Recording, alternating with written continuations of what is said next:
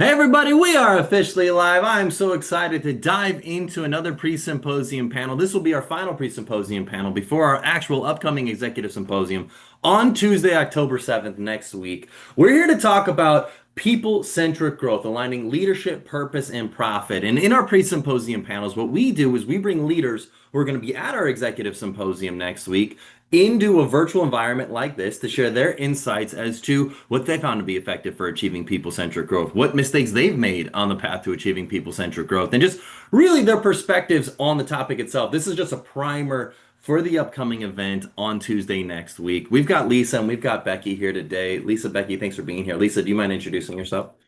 Yes, my name is Lisa Rogers. I'm Vice President of IT for Medication Management Partners, a long-term care pharmacy serving assisted living and memory care. I've spent my career in mid-sized healthcare and a lot of it in long-term care, helping companies achieve secure, stable, and scalable growth Very in nice. So IT. Becky, what was that, Lisa? In IT. In IT. Very nice. And then Becky, how about you? Hi, I'm Becky Richter. I'm the Director of Business Administration for DAC Inc. here in Houston. We are a smart building technologies company. We make schools safe and hospitals comfortable, and in general serve our communities to the best of our ability with building automation and security. I've uh, I've been doing this quite some time now, and this is one of the best spaces to be in because it starts with, securing children and making people comfortable, and you can't go wrong when you start from there. I love it. Very cool. And I'm Garrett Mintz. I'm the founder of Ambition in Motion. At Ambition in Motion, our vision is a world where the vast majority of people are excited to go to work. When they're there, their expectations meet reality, and when they come home, they feel fulfilled. And we believe that starts with leaders because leaders create the experiences employees have while at work. And so we create technologies and communities to empower leaders to be their best selves for their teams. And one of the ways that we build community is by hosting executive symposiums where we give people a forum, leaders a forum to discuss their challenges, have a safe place to be vulnerable, be open, share their issues, their challenges, the things that they feel alone about when it comes to being in the executive role, because we recognize being in a leadership role can be a lonely place. So we try to create a space, a community for leaders to come together and share their insights, their thoughts, their fears. So let's dive into the topic, people-centric growth aligning leadership, purpose, and profit. So I want to kick this off.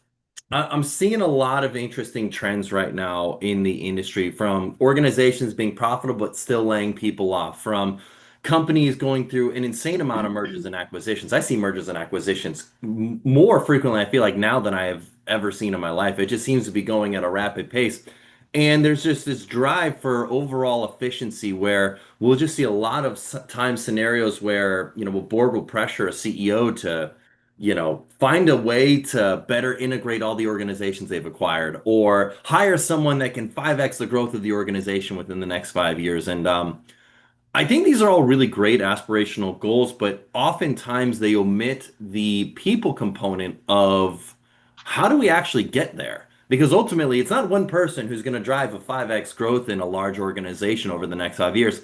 It's a cumulative people that come together that have to work together to make it happen. And so the question I have that I want to kick off with is, what have you found to be common pitfalls that organizations make, essentially assumptions they make around, when we make this strategy, everyone will get in line. Like what are common assumptions that organizations make when it comes to getting the change and buy into the change that is necessary to achieve the results that we're trying to achieve? Well, I mean, Lisa, if you don't mind, I'll kind of kick that off. I think that one of the main things that people miss is that people that work hard are natural born leaders. I think that leadership comes through mentoring. I think it comes from experience. I think oftentimes organizations look to their high performers and have an automatic thought process that they're going to help lead us. And what really they are high performers in their expertise and may not want to be in a leadership role or may not be comfortable in one and need to be mentored there. So if we're making an assumption that high performers are natural leaders, and then we're putting this, strategic plan on them and saying we're holding you accountable to part of this plan, and we haven't mentored them into how to go about doing that, not only do you not have buy-in, but now you have somebody who's nervous in their work, and maybe they're not performing well outside of that anymore because they're nervous about their new experience. I think it takes mentorship. I think it takes experience, and it takes empowering employees to be accountable to that. You can't have growth. You can't have 5x growth without letting your team know how they're going to get there and what their responsibility is to get there, and then mentoring them along the way. Mine's slightly, it's in alignment with that. But what I think one of the biggest mistakes is that they kind of have a tendency to come down and say, okay, we're going to achieve 5x growth, and this is how we're going to do it. Go do it, right? And there's no real understanding on the part of the people who are being asked to do it of why we're doing what we're doing, what's behind it.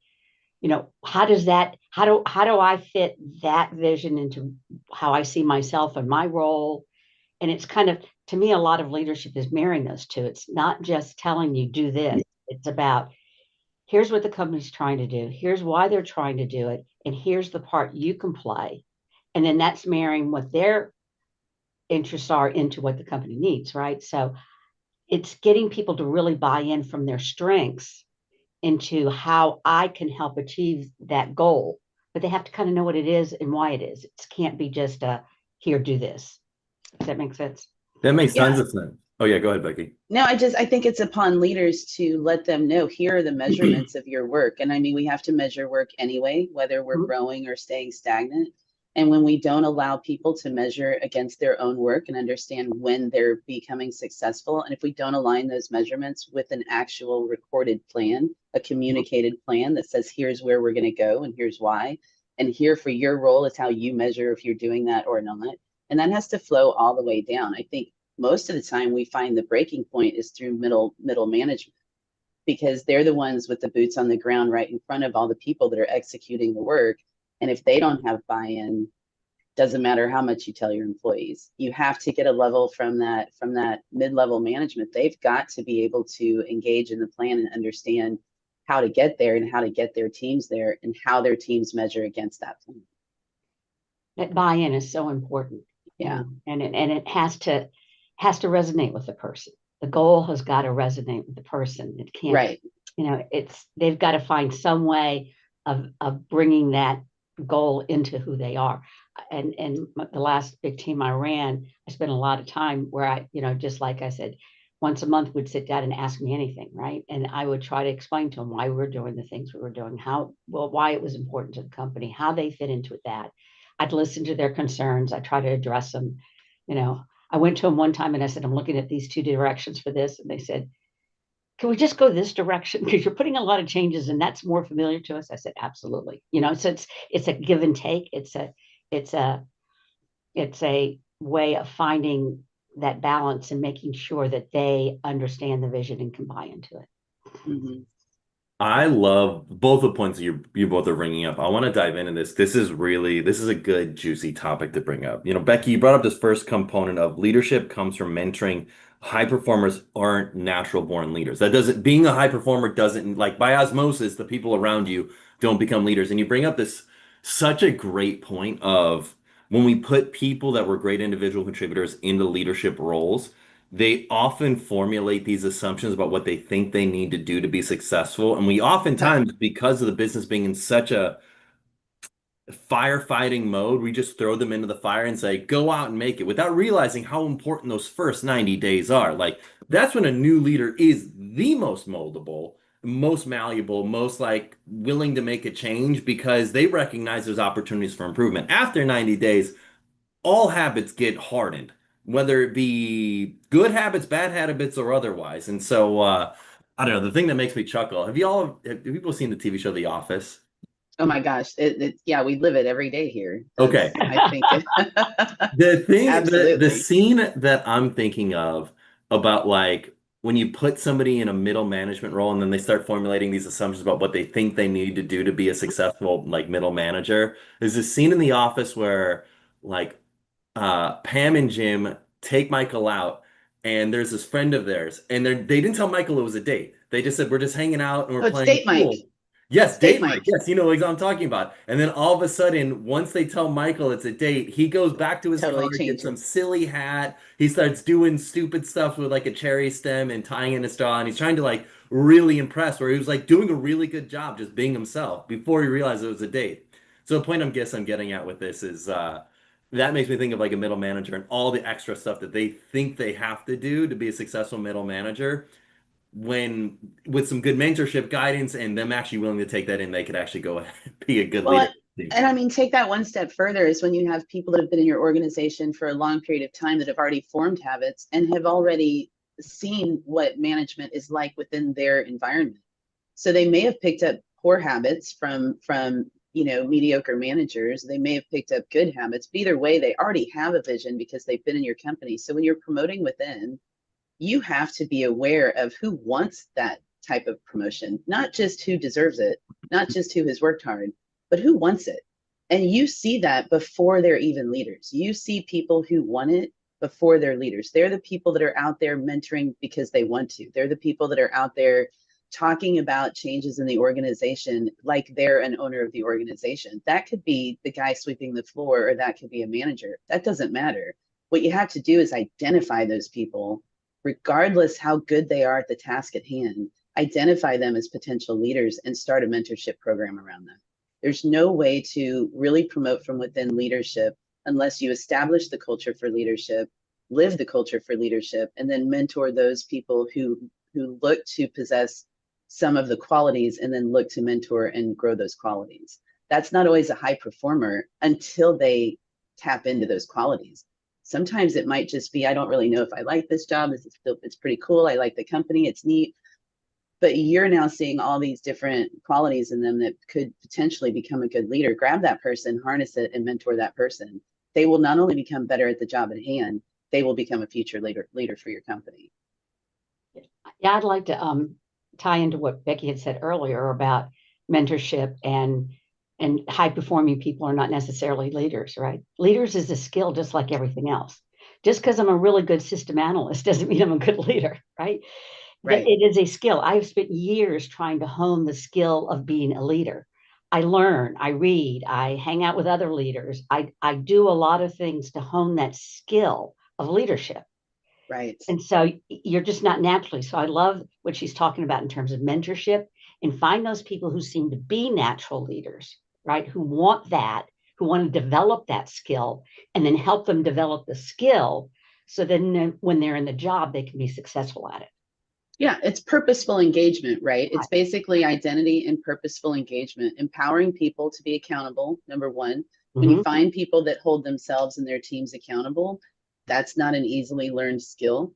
That's something that you can identify as a potential leader in your company, even if they're just holding themselves accountable to that thing at that moment on that day.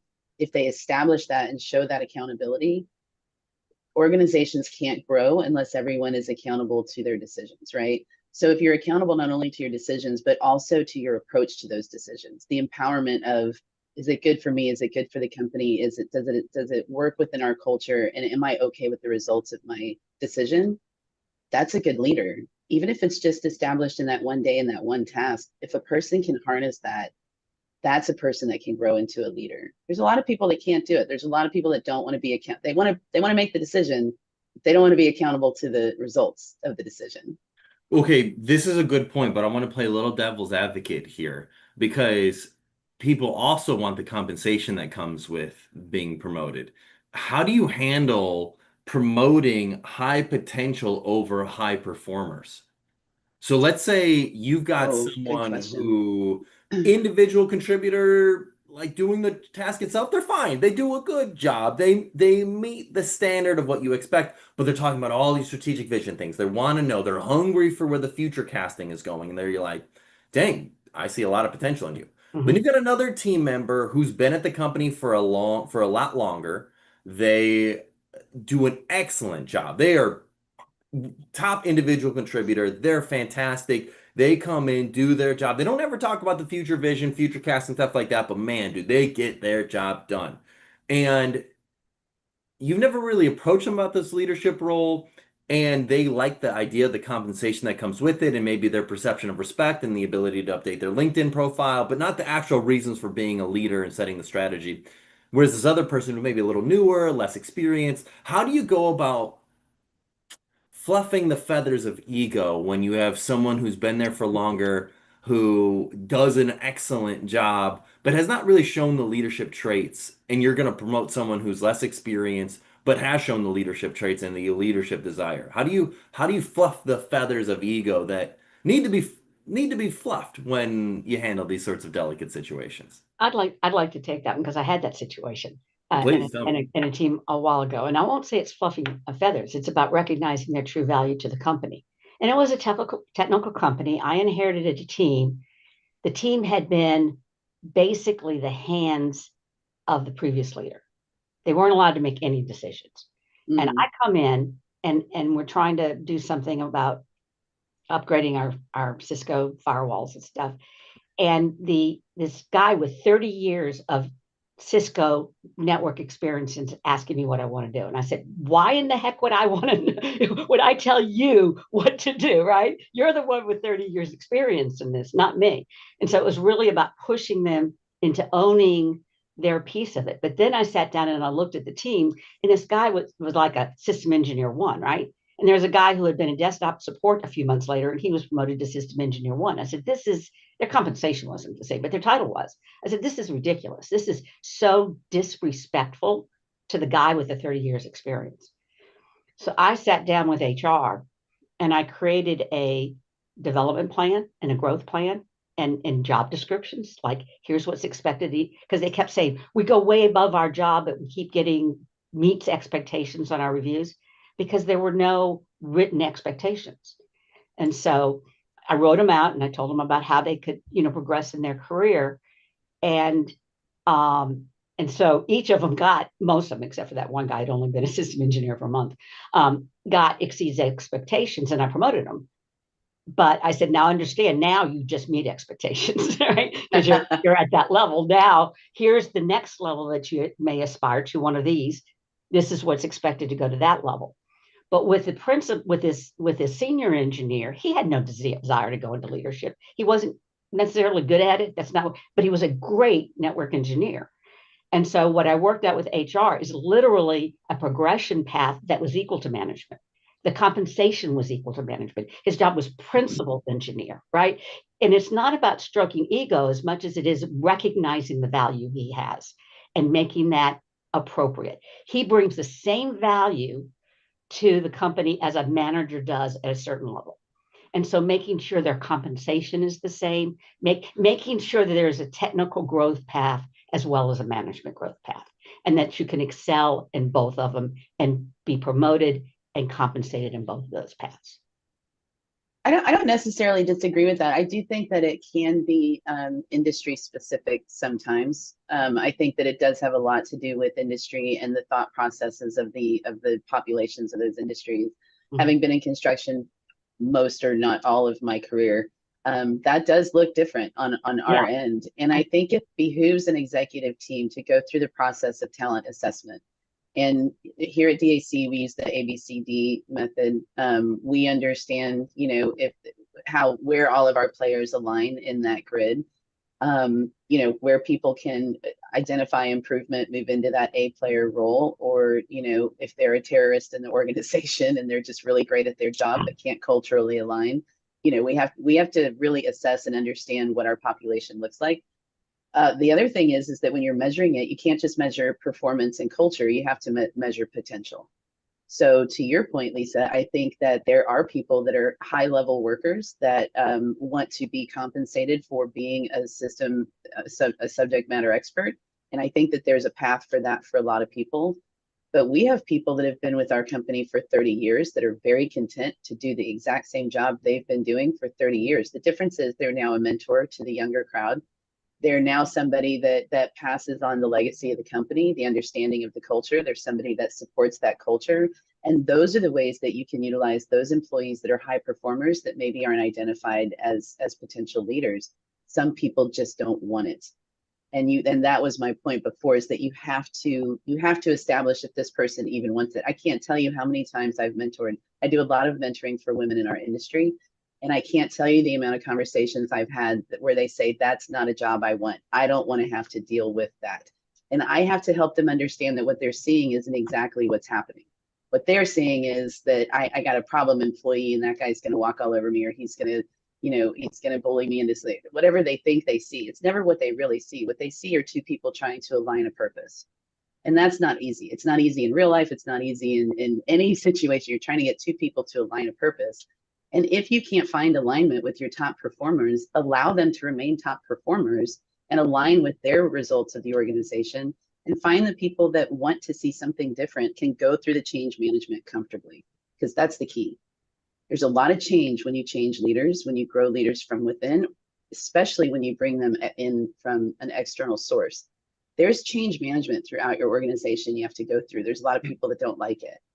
You have to say to yourself, who is going to go on this journey with me? Identify that in whatever role, whatever talent assessment you do, A, B, C, D, or high performer, low performer, however you want to do it. Identify them for potential and start a mentoring program around potential.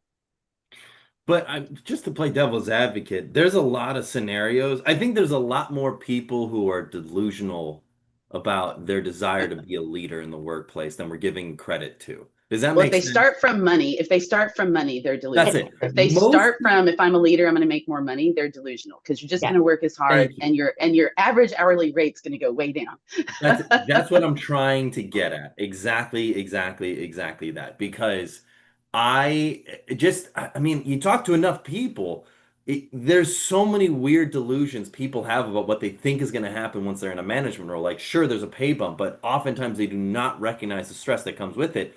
And, or just the additional hours that come with it, like the additional responsibilities. It's just, there's a lot more that comes with being in a leadership role that, like, that's what causes people to be bad leaders, is because they're like, I didn't sign up for this. Like, I signed up to get the car. I didn't sign up to like work hard. I want to be a manager, but I still want to leave at 10 to 4 and come in a little bit late and, take long. It looks so much fun what you guys do. Yeah, like I signed up to get the car, but I didn't sign up to not be able to drive it. That's it. Yeah. Yeah, okay, That's so Becky, you said something, I've never heard this term before. A terrorist in an organization. What does that mean? So I think terrorists in the organization are people that are extremely high performers, that honestly drive performance in the organization. And I'll use sales as an example. You have a person that is your top salesperson, to the extent maybe they're selling 20% of the work in your organization. You need that person to drive performance. Wait, can you do an example not in sales? Because sales is easy. I know it's weird. Okay, so let's do an example not in that's a bad sales. one, because like they're almost always going to get commission. So if I'm driving 20% of our business's revenue as an individual salesperson, I'm getting well compensated. I have nothing to worry about. Everything's good in my world. I do not need to be in management. But like, that's fair. But let me tell yeah. you why we're going to talk about sales and why I'm going to use that as the example, because that's exactly why they become some of them can become terrorists in the organization, because they are so good. They're getting paid. They're happy with their work, and we're happy with their work. But if they're not culturally aligned, what they're doing is creating a manual process. They don't follow process and procedure. They're not culturally aligned. They're not strategically aligned. Their mission is to earn money. Our mission is to grow a business, right? So what they do is that creates a undercurrent of frustration through administration, accounting, HR.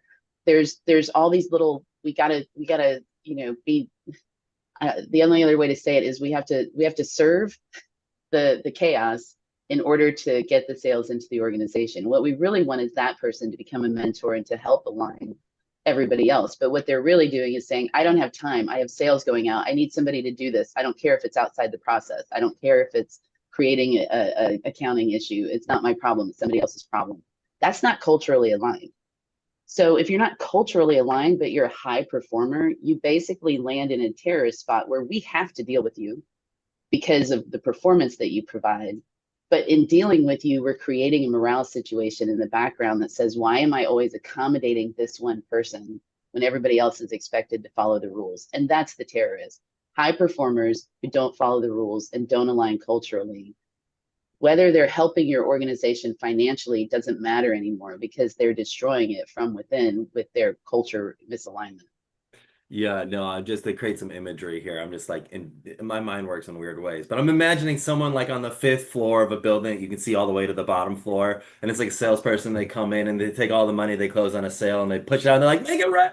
Yeah, And you as a essentially. business Yeah. be like, hey, hey, hey, love, love, love the fact that you're bringing money in the door. Do we now have to pay the janitor to like sweep up the money, collect it? Could you have just handed it to us and Yeah. like said, here you go? Like, why did you have to go to the fifth floor, drop it off, and make all the bills flutter around? Like, I love the money's in the building. Yeah. That's great. But Yeah, that's a really good clean it example. I up. mean, take it even like you said, let's take it out of sales.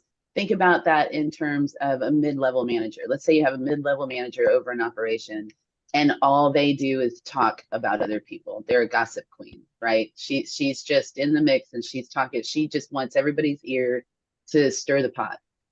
Excellent at her job. The operation's running smoothly. You know why it's running smoothly? Because her team is aligned against her. They're aligned and they're doing her job, but there's still that undercurrent of culture. I don't think people understand that performance is not the only thing that drives companies. You can't not have culture aligned in that purpose. So you could be great, but if you're a person that walks in and says, I don't share any of the beliefs of this company, I don't share in the mission of this company, but they pay me really well to do my job, that's not a person that I want in my organization. I want somebody who's going to drive the culture first. Performance will come based on the fact that we're all aligned with a purpose. I like that. Okay, Lisa, you brought up a really good point before that I do think is important, really, really important to bring back up again. Unclear expectations in the performance review. Now, that's on a micro level something that's like there. But on a macro level, unclear expectations in the performance review can stem from, I don't know, a board saying to a CEO, we need a 5x growth in the next 5 years. You need to bring in a chief operating officer. We've gone through 5 acquisitions over the last 2 years. You need to bring in a chief operating officer that's going to better integrate all these businesses together so we can cross sell better, 5x our growth organically, and make it all happen. Go. And the CEO says, cool, we're going to bring in this new chief operating officer and they're just going to make it all better and everybody's going to run and fall in line. But the CEO, who's a people pleaser, doesn't tell the team why the new COO is coming in and what their main goals are and why it's all happening. And now the CEO is like, great, bull in a china shop, baby. I'm ready to roll. And yeah, I mean that's Yeah, on a macro level where unclear expectations, and then the absolutely. board or the CEO says, you're not meeting my expectations, or I was hoping we could achieve the 5x growth, but not change the culture of the business. Like these assumptions, how do we eradicate assumptions, whether we're on a micro level for the performance review for individual contributors or middle managers, or on a macro level where we're making major structural changes to the organization moving forward? The organization I'm with now, when you join, they give you a scorecard. Right? They literally say, this is our expectations of you in the 6 month, 3 months, 6 months, 9 months, a year. Here's exactly what we expect you to do. And that happens at the senior, when I came on at a senior level, and it happens when we bring in people at more of an entry level. Everyone is given very clear expectations of what the job is. I don't know how well that's communicated to other people in the organization now, right? I don't know how much everybody understood what the expectations of me were, right? So there may be some work that could be done there in terms of making sure the rest of the organization was aware, if not aligned, at least aware of what my scorecard looked like and the business was expecting me to do to help this growth that they're trying to achieve. Um, so I think that I think it's a good start, and I think that's Becky's got a much more mature organization. I'm sure they've gotten this buttoned up. I always come into small organizations, have no policies and procedures, and we just have to kind of wing it. But this one's, for a small company, is pretty well buttoned up in terms of making sure people understand their expectations and the now of the job. Now, culture is a different thing. I mean, how do you communicate culture, right? How do you communicate culture and how you're supposed to align with that culture? And I mean, that's a much more difficult thing. Your COO who comes in to consolidate, how are you going to change the organization without changing the culture, right? Yeah. And how do you integrate those two? And when is the culture, and when does the culture need to change? And those are leadership. I think those are decisions that leadership team together has to make, and then communicate and cascade down through the organization, to be very clear on it and say, look, I know that our culture has been this, but we may have to be more flexible. We may have to be, so it, set clear expectations at the beginning, and then make sure everybody understands those expectations, and then work on cultural alignment. That's the hard part. I agree with you, Becky. I think the hard part is the culture. It's so interesting that you use that example, Lisa, because that exact thing happened to me when I started here at DAC. Again, I came from, I was a CFO at an organization that's sort of married to we're very close in the industry with what DAC does as well. And they developed a leadership role very specific to what needed to that thing, somebody that can grow the culture, somebody that can, take on some of this stuff. And we wrote the role, and I started the role. And I think it was about 2 weeks in that I was working with one of our managers, and he said, what are you even doing? What is your job? Why are, like, you came in like a bull in a china shop asking everybody like how they do their job and what kind of process. And it dawned on me that our leadership had not communicated not only a brand new role in the organization, but that role was going to be literally touching every part of our organization. So I'm going to be asking questions. I'm going to be diving in. And what they all heard was, who is this chick that is asking us how to do our job? Right. And what I was doing was trying to learn the organization so that I could better do my job. And so I did have to go to our CEO and say, I think it behooves you to send out a communication that says, hey, this is what Becky's here to do, so that they feel comfortable talking to me about their role and about their job. And so that has been difficult. In the 4 years that I've been with DAC, that's my focus, is aligning that culture, not just aligning it because we say it, but we went through an entire exercise of culture with everybody that had been here 5 years plus. And we talked to them about what they thought it was and what words they would use to describe our culture and what they wanted as in a culture. And we developed it around that material. We didn't sit in a room strategically and say, you know what, guys, I think we're going to do this today, and then decide we're going to tell everyone. We garnered it from, we're a mature organization, to your point, Lisa. We garnered it from, what do you see in the past that you want to change? What do you see that's working? And how do we develop a culture around it? That's where you start. It's not easy to maintain. Yes. I like this concept of the scorecard, and I think it makes sense. I also think it's a major assumption to assume that bigger organizations have a scorecard. I would care to argue that bigger organizations they're even worse at having scorecards and setting expectations for their people. So I think, Lisa, what your company's doing is actually pretty effective, and absolutely, yeah, that's pretty solid.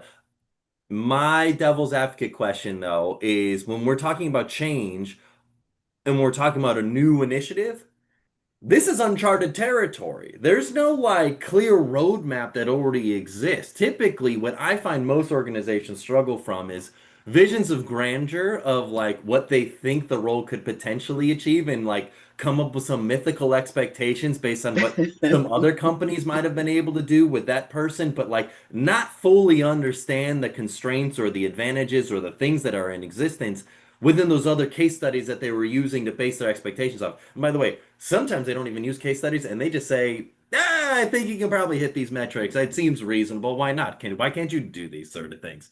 And typically they're way more elevated than what the actual reality of the situation is. And then you get to the end of the year and you're like, you didn't meet expectations. It's like, what expectations could you have possibly set? Like, was there someone who hit these numbers at a previous time? If so, I'd like to see them. Well, I will say that they developed the expectations based on what the company needed. Okay. Right. So it wasn't going outside and doing it. They said, this is what we need this role to do. This is why we're bringing the role in. This is why we decided we need the role. We did have some negotiation around it before I started. So they showed me the scorecard and they said, are you in alignment with this? I said, everything except they wanted me within 3 months to have a 2-year strategic plan with budget numbers in 3 months. And I said, I think that's a little aggressive. I could probably have a 2-year strategic plan in 3 months. But to put budget numbers around it is going to take a little bit of time. So we negotiated, and they said, that's fair. And they modified it, right? So we did have a little bit of negotiation around the scorecard where I got to bring my experience to bear. The bigger problem I've had with a scorecard is it doesn't cover the things they didn't know, like the protecting the on-prem environment. They didn't even know that that was needed, right? They didn't know. I'm looking at some of these machines and they've got XPs in them and they haven't been updated in 6 years and their firmware is old. And I did my first vulnerability test and there are all kinds of vulnerabilities being thrown from these machines. We have to update them. Operations is afraid to update them. They're afraid if we update them, we'll break them, right? But we can't afford to not upgrade them. That's not on the scorecard, right? Because those are things they didn't even know to put on it. But I told them, I said, one of my focuses as coming into this role is going to be security.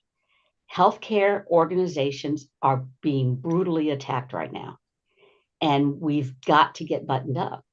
And so, but that just wasn't even on their radar. That isn't why they hired me. That wasn't even what they were thinking. Yeah. But at the same time, it's part of the expectation of my role. Somebody said, well, who asked you to do this? I said, I was trying to put a policy in place, an acceptable use policy of equipment. Well, who asked you to do this? I said, that's kind of part of the role. That's what you do in order to protect the environment, right? To make sure, because I've got a user out there who won't update her iPhone OS. She just won't do it. And she won't password protect it. And yet she's got our PHI on it. Now, I can't go and tell her she has to do that because we don't have a policy that says she has to do that. Yeah. So I'm trying to get policies in place that allow me to then go and say, hey, if you've got, now only managers and above can have information on their phone, which she is, you have to do these things. You have to keep it upgraded. You have to do this. But trying to get that, well, who told you to do this? So it's there. The scorecard was negotiable, and I think it was very practical, and it was very much in alignment with what they were hiring me to do. And it wasn't just some pie in the sky, hey, this is what we think it should be expected. It's the unknowns. It's navigating those unknowns, the things they didn't even know to put on the scorecard. So here's my question to that, though, Lisa. How do you measure your own success against your scorecard, especially given that the value add that you bring with your experience and these things that they didn't know that they needed to know, that's the value add of your portion. How do you as an employee measure yourself against your own scorecard to say, am I winning or losing this performance issue? Because I think that the only way that the individuals just by nature want to know when we're winning or losing, right? So how do you measure yourself against the scorecard and then incorporate but there's value add? Yeah. I mean, I measure myself against the scorecard. I mean, I'm doing. But I mean, from a KPI standpoint, have they given you like a number to meet, a critical number, or a key performance indicator for each of those items? No, it's more just have this done by this time. Yeah, and I think that that's the key, right? Is that if I have a scorecard in front of me, tell me what winning is. Yeah, and one of them was said, have this in place in 9 months, and every time I bring it up, every quarterly when we sit and meet, they actually go, hey guys, on my scorecard says in 9 months, and they go, yeah, but it's just not a priority right now. Don't worry about it. So the scorecard is nice to come into, but we're not holding ourselves accountable to it. That's the next piece, right? Or the business priorities have changed, and that isn't as important as we thought it was when we wrote the scorecard. Yeah, still important and still needs to get done, but maybe it's not in a 9-month time frame, it's in a 2-year time frame or something like that. And then you get to your performance review and they're like, well, Lisa, I've got it on record. And then you have to have a whole list of, but I did this, and this outside my scorecard. But I've got it on record, them telling me not to worry about that. That's the tough part. It isn't a priority. So I see that happen all the time. In terms of the outside stuff, I've been in this a long time. I know what needs to be done, right? Yeah. And if I'm successful at getting it done, and if I can go to sleep at night, this is my measure. Can I go to sleep tonight, not wonder when I wake up tomorrow morning, is this the day we're going to be breached? That's fair. And I think that we all individually have measurements of that. Right. But I think when you're talking about So like if we go back to talking about leadership though, when you have Yeah. to measure and you know, everybody goes through performance reviews. I think performance reviews should also include culture and potential. And every time that you do that, you're identifying future leaders in your organization. So as a leadership team, if I'm giving you a scorecard and saying, here's your scorecard, here's the expectation, but I'm not telling you how to measure yourself against that expectation. And then I do a review and say you're only meeting the expectation. They still don't know how they met it. Right. They know what the expectation is. They don't know what they did to meet it. So you, in tandem with a scorecard, I think you have to, I think it behooves us to have KPIs for every single employee needs to know how to measure their success. And when you're talking about developing leaders, though, they have to see that in you. As a leader, they have to see you being held accountable to the same standard and living that standard, because it's just exactly what you just said. They said, oh, well, that doesn't really matter now. But you told me when I was hired that it mattered. We've talked about it every quarter since then. And now you're saying it doesn't matter. So change my scorecard because I still have something to measure myself against. Yeah. And that's the part that happens is we get all really excited about leaders and we send out all these edicts and we say, this is going to be great, guys. And then we don't stick to it because we as leaders get busy. We don't follow up. Maybe we forgot that that scorecard was out there. Maybe we forgot that Lisa had all this experience and now we're trying to figure out why she's working on this other stuff when she should be working on her scorecard. It becomes really confusing. So having it alone, I don't think is enough. Having it and being able as an employee to measure myself against it and making changes as necessary as my role grows or changes, that has to be advocated from the employee, and leadership has to accept that they are part of the problem. Yeah. We are sometimes part of the problem. But the issue though, Becky, is that takes time and I'm too busy and I'm as the executive. Yeah, that's team. when you get, that's what, yeah, that's when you start getting into what's it like to be a leader. Yeah. It's a soul-sucking, life-changing. And to your point, all these things that I know need to be done that aren't on the scorecard, they have to be done in addition to, right? They're just sort in of addition to, side, right?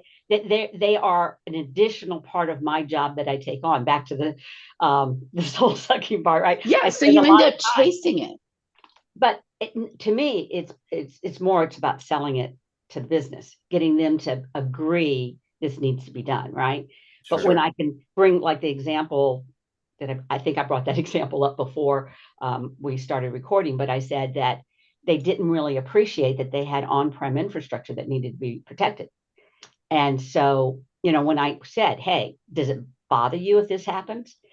Would this impact the business? And they're all looking at me and going, oh, or just having security. We've got an Office 365 environment now that isn't protected because it's not in the data center, right? Yeah. And we had an incident where one of our customers had their emails had gotten breached and sent out a whole bunch of emails to our people with a PDF attachment saying, here's your receipt, please review it, make sure it's correct. Send it out to a whole bunch of people in the company. To the credit, no one opened it. They all reported it and said, hey, to the data center and said, this happened. And they blocked this person's email. And then someone down the line on the fourth or fifth or sixth email they got decided to block the domain.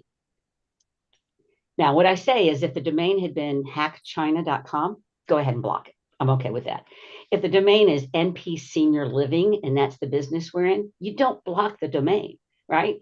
So for 6 hours, we didn't get any email from the entire company, which means we didn't get orders. It means we didn't get, all the things we needed to do. And by the time we realized it and I released it, now we're 2 hours away from when UPS is picking up and we've got to get these orders entered and packaged and reviewed and blah, blah, blah, blah. And it was a major headache. That convinced him that maybe we needed to put some protection in place. Yeah, right? I mean, I think that the agility. Okay, well, hold on a second. We have to. This has been a really good conversation, but we do need to wrap it up. But Lisa, Becky, this has been awesome. This has been a very engaging conversation. If you're watching this and you're thinking to yourself, I want to meet Lisa, I want to meet Becky, which I'm sure you probably are, come to the Executive Symposium next week on Tuesday. We're hosting the event at the Houston Dynamo headquarters from 5 to 8 p.m. Topic is people-centric growth, aligning leadership,